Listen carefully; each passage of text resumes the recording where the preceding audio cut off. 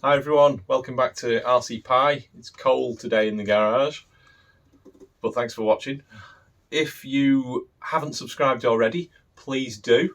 Please remember to hit the bell. It's handy for you, but it's all useful for me as well. Today we're going to be having a look at the Outback Mini 2 Paso version, which is an unlicensed Suzuki Jimny, basically. It's a 1/24th scale mini crawler. We'll do some tests. We'll show you what's under the hood there and see whether it's one that we'd recommend for you.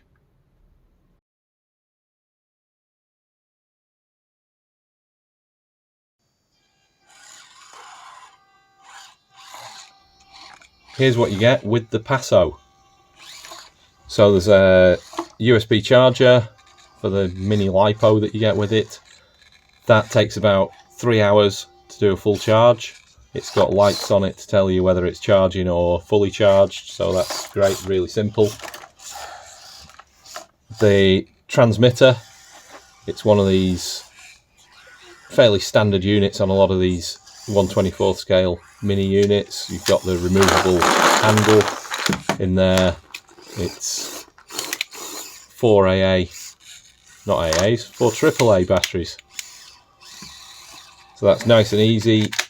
That clips on so that you can switch over this top section to one handle. You'll be able to have one handle with your batteries in and then use various cars if you wanted to do that.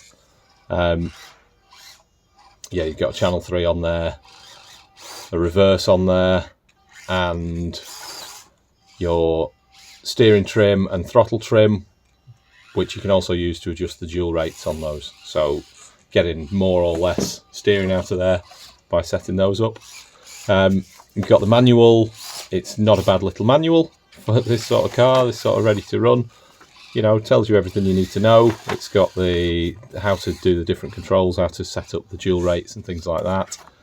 A bit of troubleshooting, as well as having all the separate parts lists and like the hop-up options as well, if you want to upgrade, and all those parts on the back. So decent little manual. And onto the car itself. Now, apart from this awesome little body on it, what's under the hood? So 4 body pins, as you'd expect on just about any car of any scale. You get those off. They are a bit fiddly, especially through this roof rack. They're a little bit of a pain in there. Just pop that out. Now, the one difference with this is to a lot of the minis is that the lights are fastened inside the body. So we do need to be careful with that and not just yank it off and break the wires, whatever. But yeah, overall, exactly the same as the other FTX Outback Mini 2s. You've got this combined speedo and receiver, which is an okay unit. It's not got much finesse. I mean, really, it's probably the weak point of these vehicles. Motor situated in the middle with your transfer box. These plastic drive shafts. You've just got the metal knuckles in there. Falling suspension front and back. Solid axle. Not a lot more to say. There's a muck off there. Some tests with it. Yeah, the metal rails, just sprung suspension, works perfectly fine. It's a nice chassis. It's 600 milliamp hour battery on the back. If you want to get an extra one of those only come in at about £10, so it's cheap to add those to your toolbox so you can keep running all day.